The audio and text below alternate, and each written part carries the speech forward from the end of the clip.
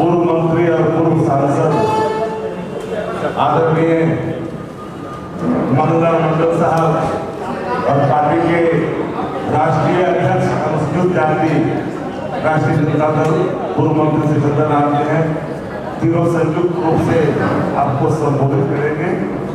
महत्वपूर्ण इस संवाददाता सम्मेलन को हम आग्रह करना चाहते हैं पार्टी के तीनों नेताओं से क्रमशः हम करते हैं। हाँ, इसमें आवाज़ आती है ना। हाँ, पत्रकार बंधुओं सभी को नमस्कार। अभी जो आप लोगों को हम लोगों ने कष्ट दिया है यहाँ आने के लिए, एक ही विषय है और विषय है 10 सर्कुलर रोड जो हमारी नेता आदरणीय श्रीमती राबड़ी देवी के नाम से आवंटित है। वो खाली कराने के लिए 2 दिन पहले पुलिस फोर्स लेकर के एसडीपीओ गई थी। तो इस संदर्भ में सबसे पहले मैं आग्रह करूंगा पार्टी के राष्ट्रीय प्रधान महासचिव श्री अब्दुल बारी सिद्दीकी जी अपनी बात रखेंगे, आपको संबोधित करेंगे। इसके बाद जो पार्टी के राष्ट्रीय जनता दल के हमारे राष्ट्रीय अध्यक्ष हैं श्री शिवचंद्र राम जी, अनुसूचित जाति जनजाति प्रकोष्ठ के, वो अपनी बात रखेंगे। वैसे हमारे प्रधान महासचिव बिहार प्रदेश राष्ट्रीय जनता दल भी यहाँ उपस्थित हैं,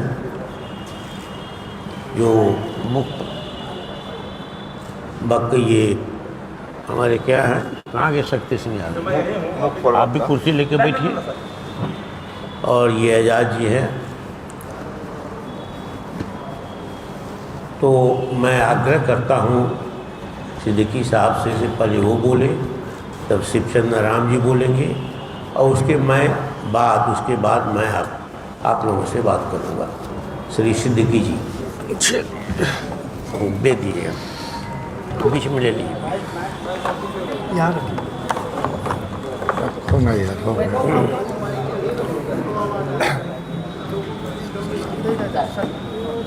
चले वाले बात करें। हाँ हाँ कीजिए। देखिए अपने देश की और आगे हाँ आप सबसे बड़ी खूबसूरती यही है कि अपने देश में लोकतांत्रिक व्यवस्था है। लोकतांत्रिक व्यवस्था में जो बहुमत वाला दल होता है वो राज चलाता है, सरकार में आती है, और जो विपक्ष का बड़ा दल होता है या विपक्ष में जो लोग होते हैं उनका दायित्व बनता है कि सरकार की कमियों को उजागर करना, जनता के विरुद्ध अगर कोई अलोकतांत्रिक कार्य हो रहा है या कोई तानाशाही हो रहा है या नियम की अनदेखी हो रही है तो इसको उजागर करना और उसके लिए बोलना, लड़ना, भिड़ना जो दायित्व है ऑपोजिशन का। मगर यहाँ जो सत्ता में कुछ लोग जो आए हैं तो उनको लगता है कि साहब ऑपोजिशन का काम है सरकार के हाँ में हाँ मिलाना और सरकार के खिलाफ नहीं बोलना, और सरकार के खिलाफ अगर कोई बात उठती हो तो उसको टारगेट करके प्रताड़ित करना। अब जब भी ऐसा हुआ है कि डेमोक्रेटिक सिस्टम में ऑपोजिशन को दबाने की कोशिश की गई है तो इस देश की आवाम ने उसको स्वीकार नहीं किया है।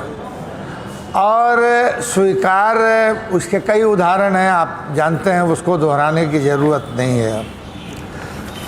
मगर क्या है कि राजनीति अच्छी और खूबसूरत और संविधान के अनुरूप जो कार्य करने वाले दल हैं, तो ये खूबसूरती है कि जब सरकार की कमियों को उजागर करना और अगर सरकार के द्वारा गलती हो रही है तो उसका कान अमेठना। कान अमेठने का मतलब ये नहीं है कि उनका कान पकड़ना, मगर मतलब उनको सख्त ये करना। मगर अभी जो वर्तमान स्थिति में बिहार में जो सत्ताधारी दल है, वो यह मानता है कि साहब ऑपोजिशन उनकी हाँ में हाँ मिलाए, और अगर उनकी हाँ में हाँ ऑपोजिशन नहीं मिलाए तो उनको टारगेट किया जाए, और टारगेट कई तरह से होता है। अब अभी कुछ चीज़ें ऐसी हो रही हैं जिससे साफ जाहिर होता है कि सत्ताधारी दल ऑपोजिशन को टारगेट करके अपने दायित्व निर्वहन से रोकना चाहती है। अब एक उदाहरण आप ले लीजिए। अब हम पहले का, चूँकि अभी इस सरकार में पहले जो ऑपोजिशन पार्टी का रोल हुआ करता था, और पहले जो ऑपोजिशन पार्टी के नेता विरोधी दल हुआ करते थे, उनकी जो कदर होती थी, अब उसको तो दोहराना बेकार है। हालांकि सब लोग, सत्ताधारी दल भी, अपोजिशन भी, आज जननायक कर्पूरी ठाकुर का नाम लिया करते हैं। जननायक कर्पूरी ठाकुर ने कभी भी असंसदीय, अमर्यादित और संविधान के प्रतिकूल कोई आचरण नहीं किया। अगर अभी मान लीजिए कि अभी हम ऑपोजिशन में हैं और अगर हम संविधान के विपरीत अगर कोई आचरण करते हैं तो हमको जो है एक तरह से तंबी करने का सरकार को अधिकार है। मगर अब ये सरकार को, जहाँ इस सरकार को बिहार जो पिछड़ा राज्य है, बिहार कैसे विकसित हो, बिहार जो है कैसे जो है दुनिया का जो कर्जा में दबा हुआ राज्य है, ये कैसे कर्जे से उभर पाए, बिहार जो है कैसे गरीबी रेखा जो है से कम कर पाए और ऊपर आ पाए।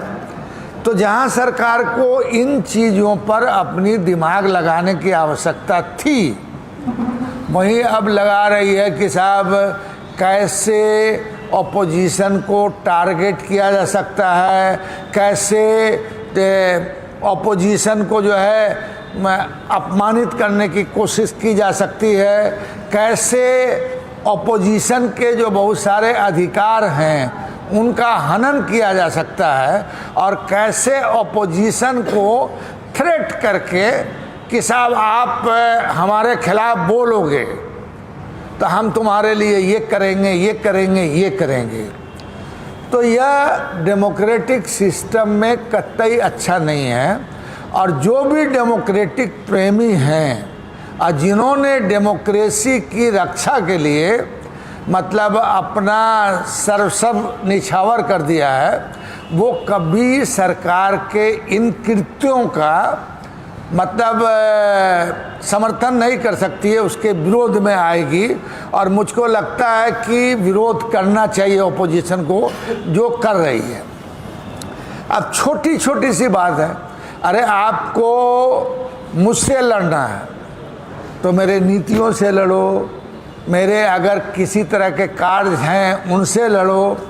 अब मगर क्या है कि अभी ऑपोजिशन पार्टी से मैं सत्ताधारी दल मतलब एक तरह से चिढ़ाने के लिए, अपमानित करने के लिए और ये कहने के लिए कि हम तुमको देखो सबक सिखा रहे हैं, अगर तुम चुप नहीं रहे तो हम तुम्हारा घर खाली करा देंगे। हम जो है तुम्हारा सुविधा ले लेंगे, हम जो है कई तरह की चीज़। अब अभी जो हमने देखा है कि मकान का आवंटन का जो है सब नियम कायदा बना हुआ है, परंपराएं भी हैं, और खुद बोलते हैं लोग कि साहब बिहार गरीब राज है।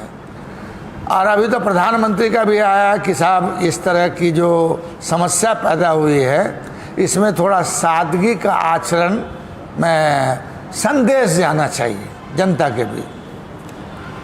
मगर हमारे अजीज भी हैं, साथ भी रहे हैं, कई दल में रहे हैं, समझा कि नहीं।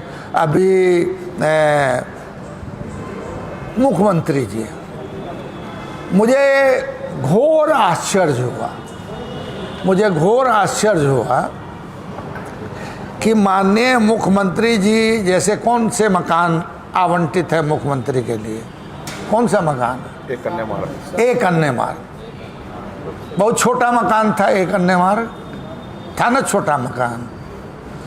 तो वो मकान बड़ा चाहिए था हमको, ठीक है। जितने अभी तक के मुख्यमंत्री हुए सबका काम उसमें चल गया। उसमें भगवत झा आजाद भी रहे हैं, बहुत सारे लोग रहे हैं, लालू जी भी रहे, बहुत लोग रहे हैं, दुबे, बिंदेश्वरी दुबे जी वगैरह सब रहे। तो लगता है कि ये लोग छोटे लोग थे तो इनका छोटे मकान में काम चल गया, ठीक है। अब हमारे माननीय मुख्यमंत्री का विजन बहुत बड़ा है, तो उसके लिए बड़े मकान की आवश्यकता है। मतलब उन्होंने जिस मकान में एज ए उप मुख्यमंत्री वो रहते थे उसको मुख्यमंत्री आवास में उन्होंने शामिल कर लिया। तब खैर ठीक है, सरकार है, मगर क्या है कि विपक्ष का काम है सत्ता पक्ष को आईना दिखाना। जब अगर प्रधानमंत्री बोल रहे हैं कि अभी विषम परिस्थिति है, खर्चे में कटौती होनी चाहिए वगैरह वगैरह, तो फिर राज्य का प्रधानमंत्री अपना बंगला का विस्तार, मुख्यमंत्री हाँ, बंगला का विस्तार कैसे कर रहा है ये। अब खैर, अब डेमोक्रेसी में कतई सरकार को यह नहीं समझना चाहिए कि वो अस्थाई है। वो अस्थाई है, हर 5 साल पे चुनाव होता है, बहुमत वाली पार्टी सरकार बनाती है और फिर आता है। अब जिक्र नहीं करेंगे पुराने मुख्यमंत्रियों की, भोला पासवान शास्त्री की, जननायक कर्पूरी ठाकुर की, रामसुंदर दास की वगैरह वगैरह में इन लोगों की, या थोड़ी देर के लिए मान लीजिए हमारे लालू जी की ही। अब देख लीजिए, अभी मुख्यमंत्री का जो बंगला है, अब कह सकते हैं हम कि कंपटीशन में अब हमारे माननीय मुख्यमंत्री का बंगला जो है प्रधानमंत्री के भी बंगले से बड़ा हो गया। प्रधानमंत्री के बंगले से बड़ा हो गया है। और पूर्व में जो उप मुख्यमंत्री के नाम से क्रमांकित था, जो हम बताया कि उसको इन्होंने मिला लिया, मुख्यमंत्री के आवास में मिला। हाँ, मुख्यमंत्री के आवास में मिला, पहले बता चुके हैं इनको। सम्राट चौधरी ने बिहार की सबसे महंगी जमीन पर अपने आलीशान बंगले का विस्तार लगभग 15 एकड़ से अधिक में कर लिया है। क्या सम्राट चौधरी को मतलब राजनीति में, डेमोक्रेसी में लोक लाज बड़ी चीज़ है। अब इसको उन्होंने तिलांजलि दे दी या आत्मसात कर लिया, ये वो फैसला उन्होंने किया। बिहार में अभी तक उप मुख्यमंत्री के लिए जो 2 आवास क्रमांकित थे, उसमें एक 5 देश रत्न मार्ग इसमें चलाया 3 स्टैंड रोड में, दूसरा है 3 स्टैंड रोड, जिनमें 15 अप्रैल तक सम्राट चौधरी और विजय सिन्हा रहते थे। ये दोनों मकान उनसे पहले मुख्यमंत्री के तौर पर उन आवासों में तेजस्वी यादव, स्वर्गीय सुशील मोदी, तारकिशोर प्रसाद, रेणु देवी जी भी रही हैं। लेकिन सम्राट चौधरी जी ने इतने बड़े मकान को अब किस बिना पे अपने में मिलाया है, ये तो वो सफाई देंगे। आप लोग पूछिएगा और फिर उनसे ये भी पूछिएगा कि अभी की स्थिति में जो प्रधानमंत्री ने जो दिशा निर्देश दिया है कि साहब पेट्रोल कम करो, फलाना कम करो, साज सज्जा में कमी करो वगैरह, उसमें वो बढ़ोतरी किए हैं या कम किए हैं? ये उनसे बिहार की जनता प्रधानमंत्री के निर्देश जो दिए हैं लोग को, उसके आलोक में जानना चाहती है। अब विजय चौधरी और विजेंद्र यादव जी मंत्री के हैसियत से पूर्व से जो आवंटित मकान है और मंत्री का दर्जा प्राप्त माननीय नेता प्रतिपक्ष बिहार विधान परिषद व बिहार की प्रथम महिला मुख्यमंत्री श्रीमती राबड़ी देवी जी के साथ एक अपरिपक्व मुख्यमंत्री द्वारा ऐसा पक्षपाती दुर्व्यवहार का बर्ताव शो करने वाला कार्य किया। क्या यह उनकी नैतिकता, आचरण और व्यवहार के अनुरूप है? सम्राट चौधरी में बिल्कुल भी न्यायिक चरित्र जो कहा जाता है वो इनके इस कृत्य से नहीं लगता। और राजनीति में कभी भी ईर्ष्या, घृणा, द्वेष ये अच्छी बात नहीं होती है, मगर जब सरकार और सरकार का मुखिया ईर्ष्या, घृणा, द्वेष की राजनीति करे तो आप समझ सकते हैं कि लोकतांत्रिक व्यवस्था में जो लोग उनको आईना दिखाने वाले हैं उनके प्रति उनका क्या रवैया होगा आप समझ सकते हैं। तो हम इस मार्फत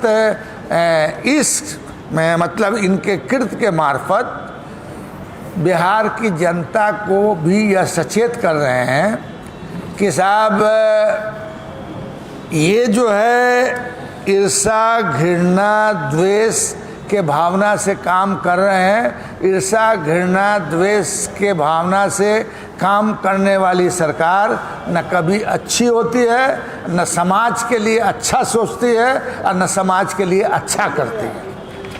अब आगे आइए, अब बताते हैं बहुत सारे लोगों के बारे में। अब सम्राट चौधरी ने उप मुख्यमंत्री के लिए क्रमांकित 5 देश रत्न मार्ग को एक अन्य मार्ग में क्यों मिलाया है, तो इनका उनको स्पष्टीकरण देना चाहिए कि साहब हमारा जनता दरबार में लाखों लोग आते हैं, उनको रहने का, खाने का, फलना का हम इंतजाम करते हैं, इसलिए हमने बड़ा कर लिया।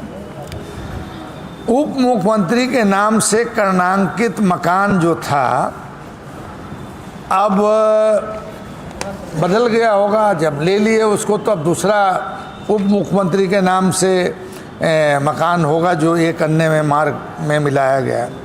क्या सम्राट चौधरी जी मुख्यमंत्री आवास का नाम बदलकर लोक सेवक आवास रखा है ही ना, लोक सेवक आवास है? तो लोक सेवक का संदेश आप जनता में क्या दे रहे हैं? यही दे रहे हैं, कर्पूरी जी वाला दे रहे हैं। कर्पूरी जी का आचरण व्यवहार में आप आत्मसात कर रहे हैं। लालू जी वाला जो गरीबों को में के साथ चटाई पे बैठते थे, खटिया पे बैठते थे, उसका दे रहे हैं? क्या दे रहे हैं? बीजेपी के राष्ट्रीय अध्यक्ष नितिन नवीन से 3 टेलर रोड, अब कौन कौन लोग हैं? मतलब जब भी सरकार शपथ लेती है, शपथ क्या लेती है कि बिना भेदभाव के हम काम करेंगे, और अगर शपथ लेने के बाद भी अगर आप भेदभाव कर रहे हैं, तब इसका मतलब है कि आप अगर ईश्वर की शपथ ली है तो ईश्वर को भी धोखा दे रहे हैं, और सत्य और निष्ठा की अगर आपने शपथ ली है तो वो भी ईश्वर ही होता है। हाँ है? गांधी के अनुसार ईश्वर है, सत्य ईश्वर। ईश्वर के नाम से लिए हैं तो अब ईश्वर सत्य ही ईश्वर है। अच्छा, इसी को रखा। अब आप बता रहे हैं कि इन्होंने जो हमारी नेता आदरणीय राबड़ी देवी जी की मकान है, मतलब 6 महीना 1 साल से अपना कोशिश में है कि ये मकान को खाली कर दें। हमको लगता है शायद ऐसा कि ये जो अभी किस मकान को इन्होंने अपने में मिलाया है, किस मकान को मिलाया है? 5 देश रत्न मान। मुझको लगता है कि इसमें भी इनका काम नहीं पूरा हो रहा है। हालांकि कहने को उन्होंने अभी जो है जिस मकान में पूर्व मुख्यमंत्री, नेता प्रतिपक्ष विधान परिषद रह रही हैं, उसको लगता है कि या तो पहले इस मंत्री के नाम से आवंटित करा के और फिर इस मकान को भी मुख्यमंत्री आवास में समेट लेंगे। इतना बड़ा काम है, इनको तो समेटने में थोड़ा आसान होगा। अब किन किन लोगों का मकान अभी तक इन्होंने कोई ना नोटिस दिया, ना खाली करवाया है वगैरह, तो हमने पहले ही कहा कि सरकार की दृष्टि समदृष्टि होनी चाहिए, चाहे सत्ता पक्ष हो या विपक्ष हो, आम जनता हो या लाट साहब हो, उसके लिए बराबर का होना चाहिए। तो अब जानना चाहते हैं हम सरकार से कि नितिन नवीन जी किस हैसियत से रहे हैं मकान, सरकारी मकान में रह रहे हैं, बड़े मकान में। दूसरा, तरैया के विधायक जनक सिंह को मंत्री का आवास 28/10 हार्डिंग रोड आवंटित है, उसमें वो रह रहे हैं, किस हैसियत से? पूर्व विधायक ज्ञानू जी किस हैसियत से रह रहे हैं? देवेश चंद्र ठाकुर जी, ये तो एमपी हो गए, वहाँ भी मकान मिला होगा। यहाँ भी जो है ये मकान था, टेलर रोड कहलाता शायद, उस मकान वो देवेश चंद्र जी के साथ है। पूर्व मंत्री राजू सिंह 11/13 मैंगल्स रोड में, अगर इन लोगों को नोटिस दिया है तो आप लोग पूछिएगा, उसकी कॉपी मांगिएगा, और बड़ी कृपा होगी कि हमको भी उपलब्ध कराइएगा आप लोग। उसके बाद करणजीत सिंह विधायक हार्डिंग रोड आवास में किस हैसियत से रह रहे हैं? Manorama Devi 20/B Harding road में किस हैसियत से रह रहे हैं? पूर्व मंत्री कृष्ण कुमार मंटू 17 हार्डिंग रोड में किस हैसियत से रह रहे हैं? दीपक कुमार रिटायर्ड IAS हैं, तब वो कहेंगे कि प्रधान सचिव बन गए हैं तो हो सकता है उनको आवंटित रिन्यूअल करा दिया गया हो, मगर बड़ा मकान है तो वो भी उनको सफाई देना चाहिए कि किस हैसियत से वो रह रहे हैं। सांसद संजय झा, कितना दिन हुआ सांसद बने हुए? ये M स्टैंड रोड में किस हैसियत से रह रहे हैं? और लिस्ट बड़ी है, उपेंद्र कुशवाहा जी 24 स्टैंड रोड में किस हैसियत से रह रहे हैं? क्या उन्हें आवास खाली करने के लिए नोटिस दिया गया है इन लोगों को? क्या सभी विधायक जो केंद्रीय पूल के बंगलों में अनधिकृत रूप से रह रहे हैं उन्हें एमएलए फ्लैट में अलग से आवास क्या आवंटित नहीं किया गया है? और अगर आवंटित किया गया है तो आवंटित मकान में क्यों नहीं गए हैं? और फिर सेंट्रल पूल के मकान में किस तरह से रह रहे हैं? आयोगों के कितने सदस्य हैं जिनको सरकारी आवास दिया गया है? जेडीयू के आईटी सेल और उसके मुखिया किस हैसियत से सरकारी आवास में रह रहे हैं? मंत्री नंद किशोर राम को इसी सरकार ने 11 मई को 11 हार्डिंग रोड आवास आवंटित किया था। उसी मंत्री को दोबारा 27 मई को 10 सर्कुलर रोड आवास आवंटित किया गया है।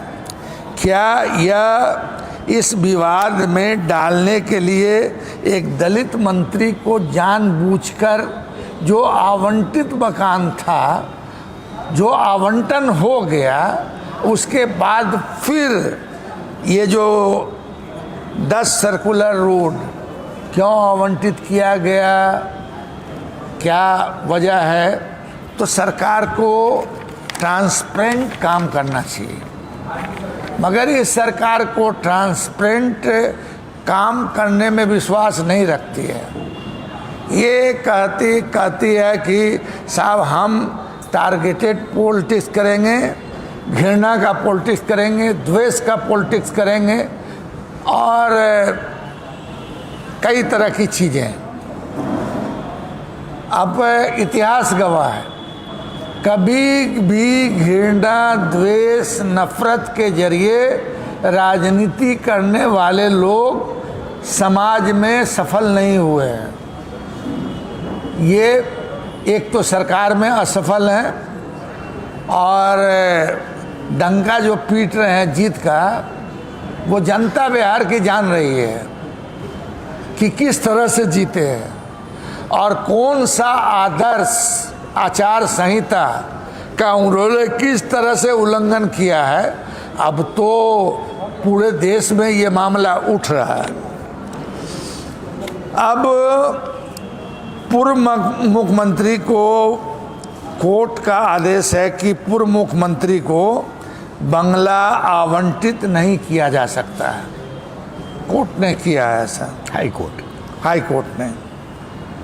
तब ये जानना चाहेंगे कि अगर हाई कोर्ट का आदेश है तो माननीय नीतीश कुमार जी को और जीतन राम मांझी जी को हाई कोर्ट के आदेश के विपरीत आचरण करने के आलोक में क्या सरकार ने मकान खाली करने के लिए कोई नोटिस दिया है क्या? दिल्ली में मकान है बड़ा, और दिल्ली में बड़ा बड़ा मकान भी है इन लोगों को। अब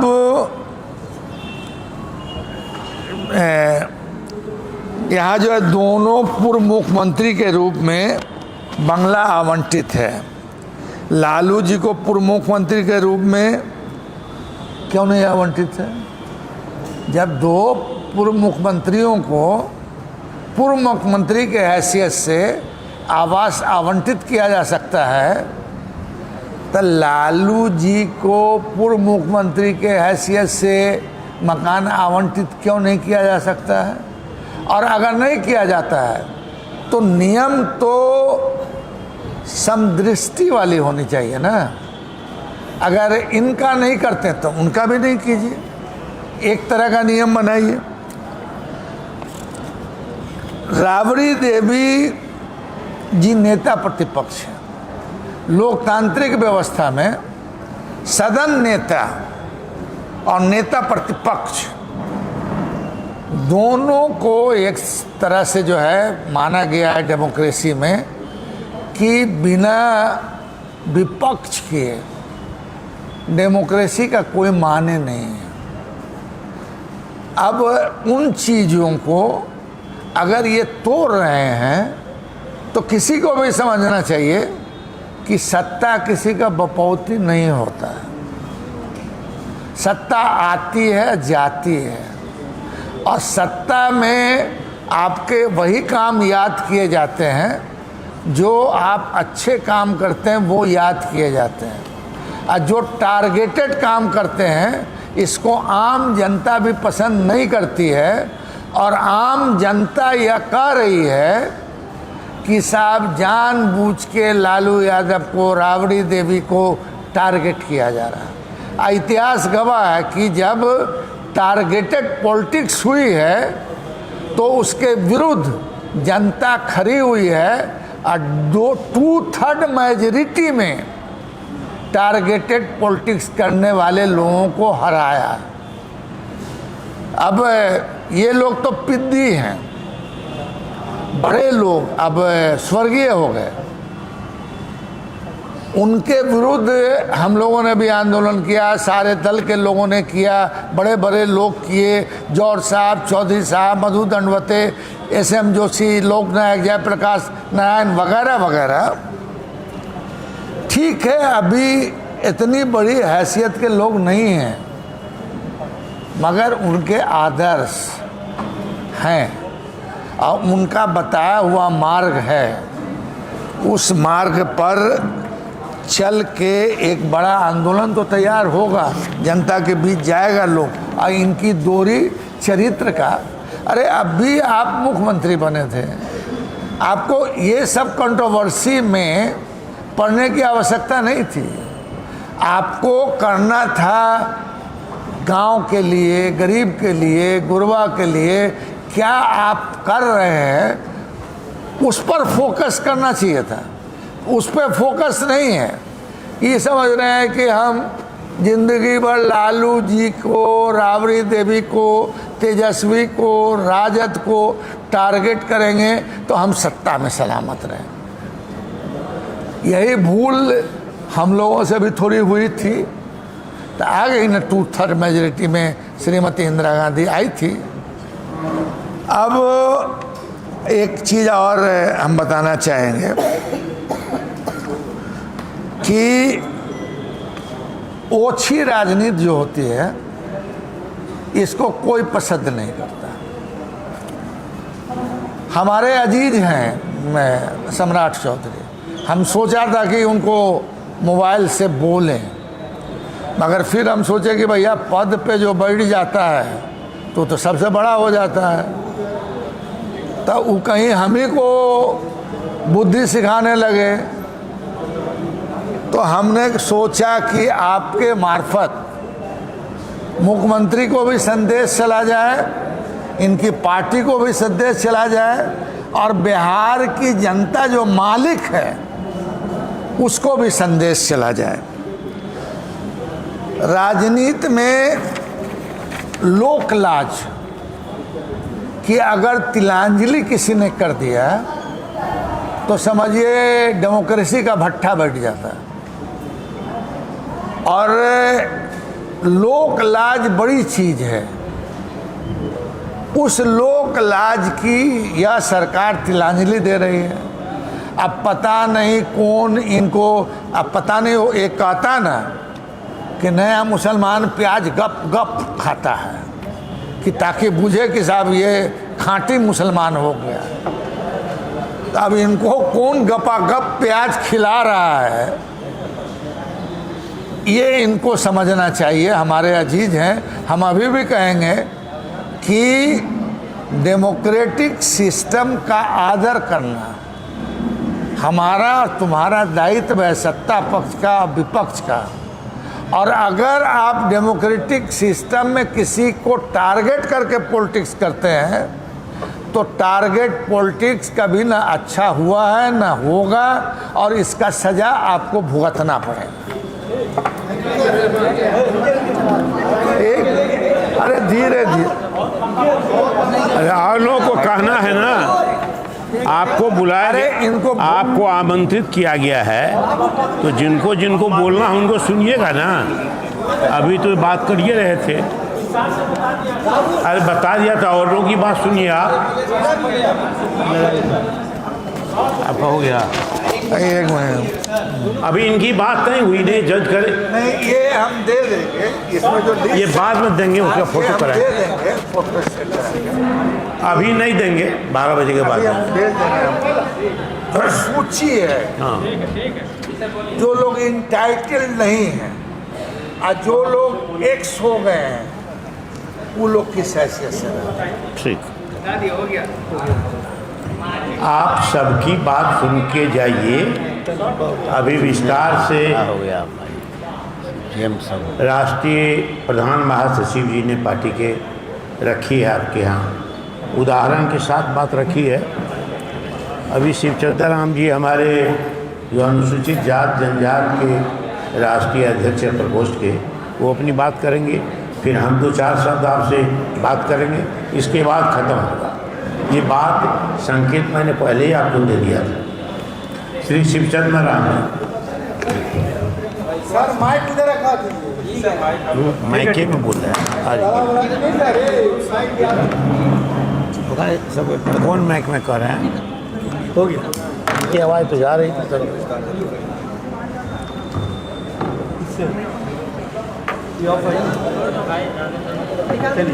बोलिए,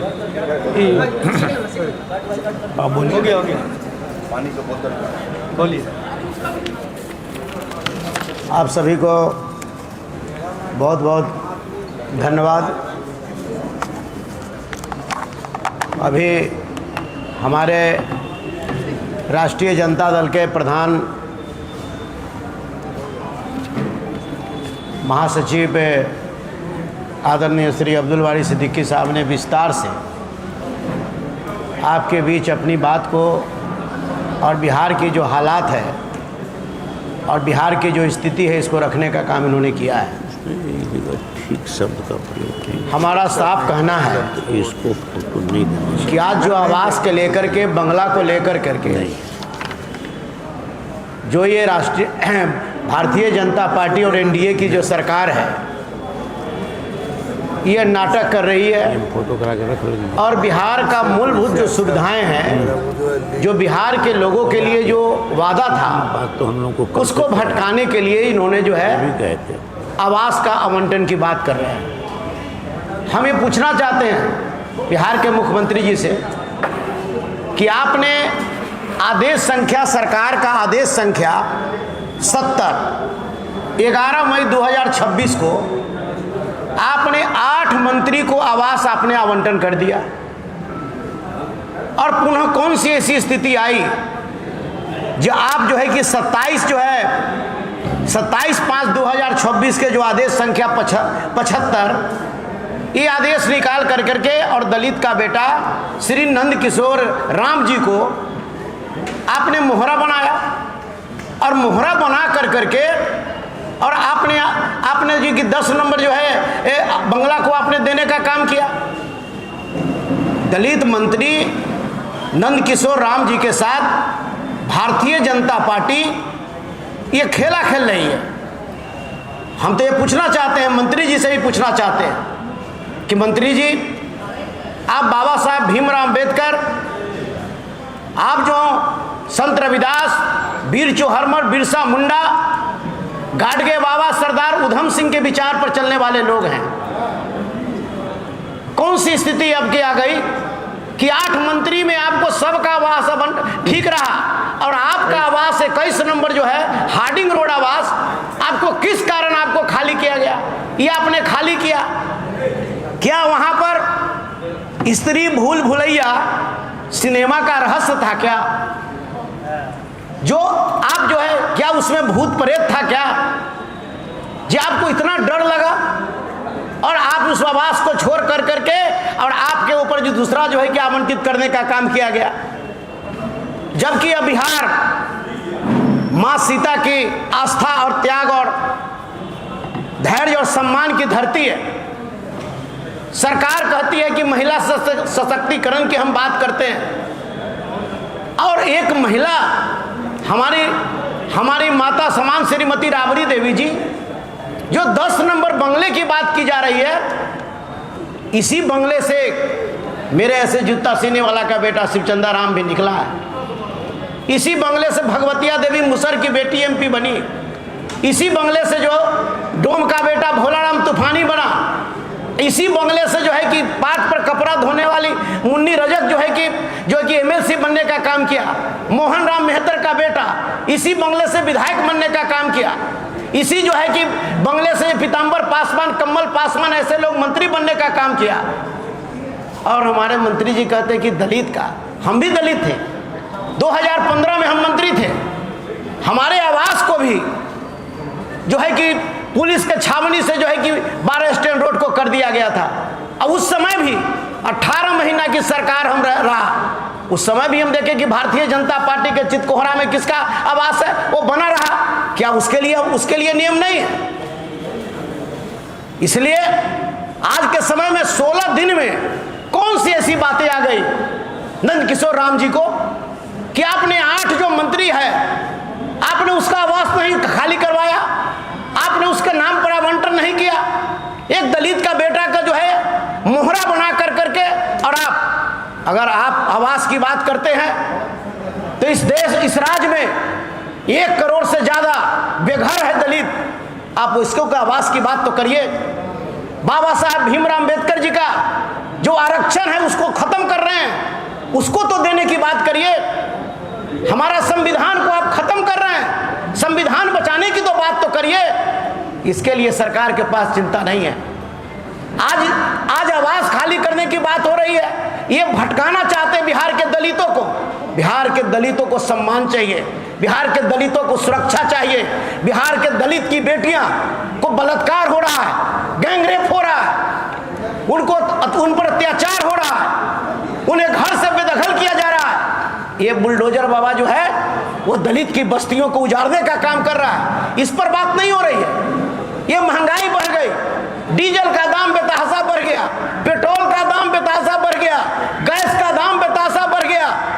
महंगाई रोकने के लिए इनके पास कोई व्यवस्था नहीं है। और उस तरीका से दलित के बेटा के ऊपर जो है ये हमारा राष्ट्रीय जनता दल और राष्ट्रीय जनता दल का नेत्री और नेता श्रीमती राबड़ी देवी जी संवैधानिक अपने तत्व के हिसाब से 10 नंबर आवास में है। सिद्दीकी साहब हमारे ने विस्तार से आपको बताया। ये तमाम जो चीजें को इन्होंने कहा है, सरकार को जो है जवाब देना चाहिए। और सरकार कब तक फाइल बदल रही है, इनका लेटर पैड बदल रहा है, आदेश बदल रहा है, आवास बदल रहा है, लूट हत्या बलात्कार अपराध नहीं बदल रहा है। इस पर सरकार को कम से कम संज्ञान लेने की जरूरत है। आज जो स्थिति बनती जा रही है उस पर हम साफ ये कहना चाहते हैं कि आप दलित पर जो है कि खेला खेलना बंद करिए। दलितों को अधिकार से आपको वंचित करना बंद करिए। दलितों को सम्मान देना सीखिए। दलितों को अधिकार से वंचित मत करिए। और जो आप नाटक खेल रहे हैं, दलित जो काट खेल रहे हैं, ये बिहार का दलित और देश का दलित समझ रहा है। दलित का बेटा का दवा के बिना मर रहा है, उसकी सुधि लेने वाला कोई नहीं है। दलित के बेटा जो है खुले आकाश के नीचे ठंडा के मौसम में बिना कपड़ा का सो रहा है, मर रहा है, उसके लिए चिंता नहीं है। और आप जो है कि दलित को काट खेल रहे हैं। अगर दलितों के सबसे बड़ा कोई अगर हिमायती है तो लालू प्रसाद यादव और तेजस्वी प्रसाद यादव। राष्ट्रीय जनता दल पार्टी जो संविधान बचाने की बात करती है, आरक्षण बचाने की बात करती है, आरक्षण बढ़ाने की बात करती है, और हर दलितों के रोटी कपड़ा मकान हो, उसकी बात हमारे राष्ट्रीय जनता दल की पार्टी और राष्ट्रीय जनता दल करना चाहती है।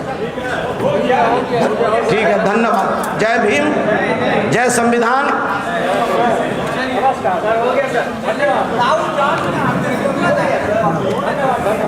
भाई गिर गया, क्या गिर गया? अध्यक्ष जी बोल रहे हैं। 2-3 बातें उसमें जोड़नी है। जितनी बातें सिद्दीकी साहब ने कही है विस्तार से, फिर श्री शिवचंद्र राम जी ने भी अपनी भावना व्यक्त की है। उसके बाद कुछ बातें रह गई है। एक होता पैरामीटर, दिल्ली सरकार में और पार्लियामेंट में थोड़ी इधर उधर हो जाती है बातें, लेकिन जो पैरामीटर है वो डिसाइडेड है और उसी पैरामीटर पर मकान का आवंटन होता है। बिहार में ये मामला मुझको जहाँ तक याद है कि 97-98 में पटना हाई कोर्ट में गया था। सरकार की मनमानी पर, सरकार की ये पैरामीटर का उल्लंघन करने की प्रवृत्ति पर हाई कोर्ट ने कुछ गाइडलाइंस दिया, जिसका उल्लंघन एनडीए की सरकार लगातार करती रही। बिहार में जो अभी डिप्टी चीफ मिनिस्टर हो गए हैं, एक श्री विजेंद्र प्रसाद यादव, उनको ये सारी बातें मालूम है कि पटना हाई कोर्ट ने क्या गाइडलाइंस दिया, क्योंकि वो स्वयं उस पिटीशन के सिग्नेटरी है, विजेंद्र प्रसाद यादव। तो ये दो बातें हमको कहनी थी। अब यहाँ जितनी बातें हो रही है, पहली बात मुख्यमंत्री के आवास का विस्तारीकरण का की है। ये विस्तार 2 बार हुआ है, ये दूसरी बार है। श्री लालू प्रसाद यादव जी जिस एक अन्य भाग में रहते थे, अंत तक रहे, उसका विस्तार नहीं हुआ। कौन कौन उसमें रहे, सिद्दीकी साहब ने बताया। लेकिन नीतीश कुमार जब मुख्यमंत्री बने तो बगल में एक मकान था जिसमें श्री राधानंदन झा, बिहार सरकार के पूर्व स्पीकर, पूर्व मंत्री और उस समय के नागरिक परिषद बिहार के उपाध्यक्ष, चीफ मिनिस्टर होते हैं उसके अध्यक्ष, उनके नाम से आवंटित था। लालू जी ने उस मकान को नहीं तोड़ा। नीतीश कुमार जी हो गए तो उसको हटा करके उनको नागरिक परिषद के उपाध्यक्ष पद से और उस मकान को तोड़ करके अपने मुख्यमंत्री आवास में मिला दिया।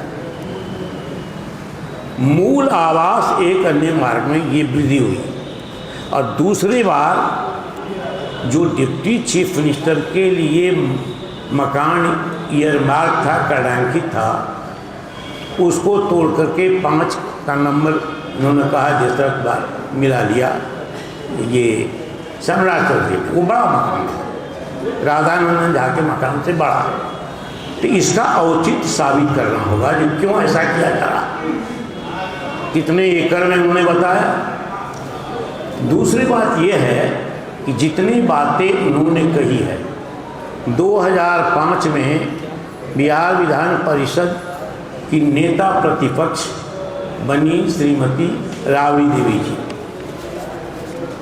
उन्होंने मांग नहीं की थी कि 10 सर्कुलर रोड को आवंटित किया जाए। उस समय के मुख्यमंत्री श्री नीतीश कुमार जी ने स्वयं ये मकान आवंटित किया।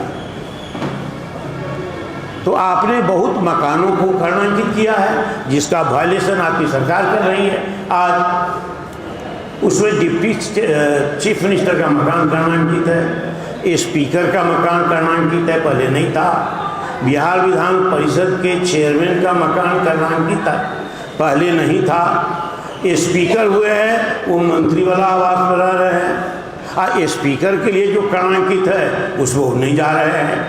तो ये रूल्स का वायलेशन है। सरकार पर जो पैरामीटर है जिसके नाम से आवंटित होगा उनको उस मकान में जाना है, तो ये स्पीकर का जो पुराना मंत्री वाला मकान है, क्यों नहीं पूछते कि आप स्पीकर के मकान में क्यों नहीं जा रहे हैं। और ये 2 डिप्टी चीफ मिनिस्टर है जो उल्लेख किया है, तो डिप्टी चीफ मिनिस्टर के लिए जो कर्णांकित है उसमें ये नहीं जा रहे हैं, तो ये सरकार को पूछना चाहिए।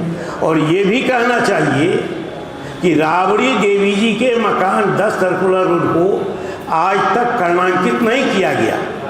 इस अवधि में सारे मकान को आपने ईयरमार्क किया, कर्णाकित किया, तो इस मकान से उनको हटाने का क्या उचित है? आपने ही मकान आवंटित किया है। तो ये सब बदले की भावना है, प्रतिशोध की भावना है, और ये बहुत ही अनुचित नियमावली के खिलाफ, पैरामीटर के खिलाफ ये सरकार कर रही है। सिर्फ लालू जी के परिवार और श्रीमती राबड़ी देवी जी को अपमानित करने के लिए और प्रताड़ित करने के लिए, कि ये नहीं चलने वाला है। हाई कोर्ट मामला को देख रहा होगा, हाई कोर्ट में मामला गया है, हमारी पार्टी के ध्यान में ये बात है। और दूसरी बात है, गलत काम सरकार कर रही है, अपने कर्म को की समीक्षा नहीं कर रही है, नियम की समीक्षा नहीं कर रही है, नियमावली को नहीं देख रही, पैरामीटर को नहीं देख रही है, बदले की भावना कर रही है।